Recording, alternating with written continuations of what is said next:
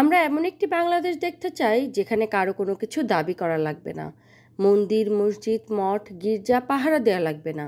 জামায়াতে ইসলামী ক্ষমতায় গেলে একটি সম্প্রীতির বাংলাদেশ বিনির্মাণ করা হবে। সকল ধর্মের মানুষের সমান অধিকারও নিশ্চিত করা হবে। সাতক্ষীরা সরকারি উচ্চ বিদ্যালয় মাঠে এক বিশাল কর্মী সম্মেলনে প্রধান অতিথির বক্তব্যে বাংলাদেশ জামায়াত ইসলামীর আমির ডাক্তার শফিকুর রহমান এ সকল কথা বলেন।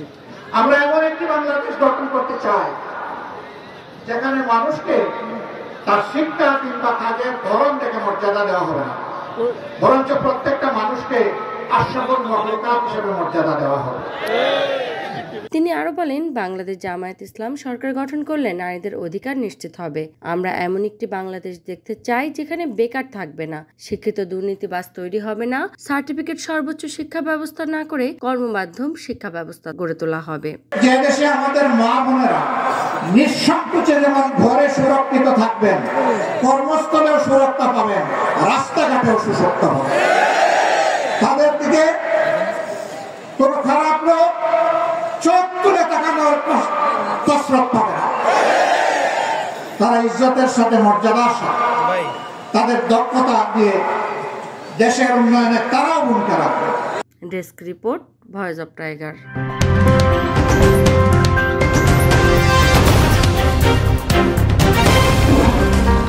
Voice of Tiger.